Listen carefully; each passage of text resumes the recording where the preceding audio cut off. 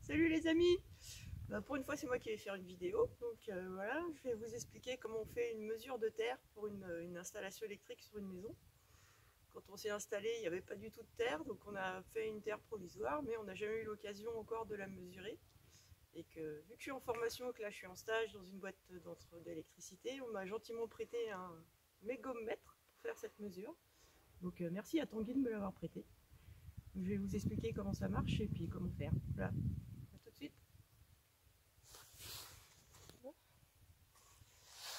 Donc avec l'appareil, ils ont gentiment laissé une notice qui est bien pratique.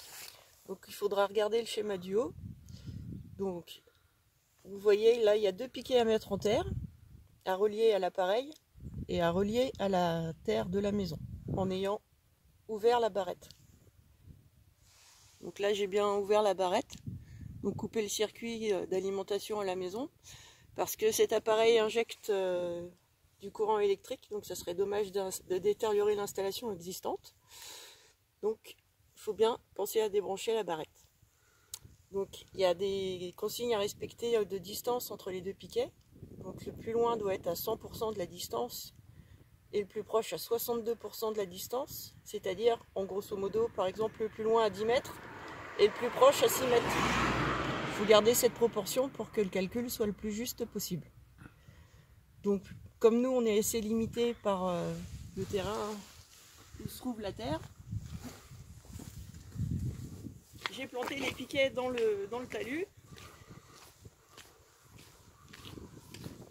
Donc le premier à peu près à 12 mètres. Et le deuxième, j'ai oublié le calcul qu'on a fait, mais voilà, on a respecté les proportions.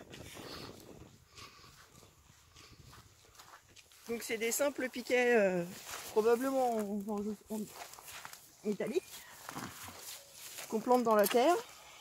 Il y a une petite partie rugueuse pour accrocher la pince crocodile. Et on met tout ça en terre. Voilà. Donc relié à un premier fil qui va aller à nouveau à l'appareil. Et pareil pour le deuxième piquet.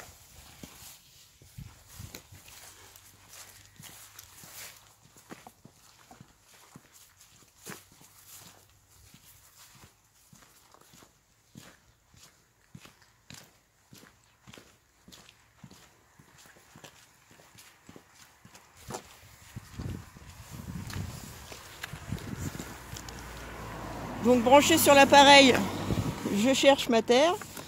Donc la partie grise, je branche bien le fil rouge sur le bouton rouge, le fil bleu sur le bouton bleu. Voilà, c'est pas très compliqué. Ensuite, avec la troisième pince prise, je vais prendre la terre. Je vais me positionner sur la terre de la maison.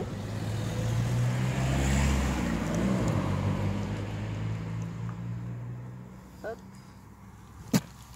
Et là, je lance le test. Donc attention à rien toucher parce que ça envoie du courant. Et donc je mesure une terre à 324 ohms.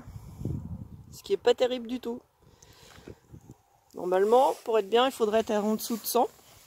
Mais il y a des solutions. Parce que là encore, nous, on pourrait peut-être prolonger la tranchée pour augmenter la surface de contact avec un fil de terre et un autre piquet de terre. Mais bien souvent, notamment en ville, on n'a pas le choix, il y a du bitume partout, on ne peut pas mettre où on veut, donc on fait avec la terre qu'on a. Donc à ce moment-là, c'est l'installation électrique elle-même de la maison qu'il faudra modifier en changeant la sensibilité des disjoncteurs différentiels. Parce que je rappelle que la mise à la terre de la maison, c'est un organe de sécurité pour l'installation électrique et surtout pour les habitants, qui détectera donc les courants de fuite et ça se fera sauter le courant au niveau du disjoncteur différentiel. Et pour ça, il faut choisir la bonne sensibilité en fonction de la terre qu'on a. Donc je ferai des petits calculs, je vous mettrai des planches pour s'y repérer. Donc en gros, plus la terre est mauvaise, plus il faudra un différentiel sensible. Donc en temps normal, on met un 500 milli, mais on peut faire avec un 300 milli. Et plus la terre est mauvaise, plus la sensibilité doit être faible, donc on peut passer aussi à des 30 milli, voilà. Mais je ferai un petit schéma, enfin un petit tableau pour expliquer ça. Voilà. J'espère que ça a été clair. À bientôt. Et petite dédicace à Cyril. Ouais, j'ai osé passer devant la caméra, alors maintenant c'est à ton tour. Allez, bisous.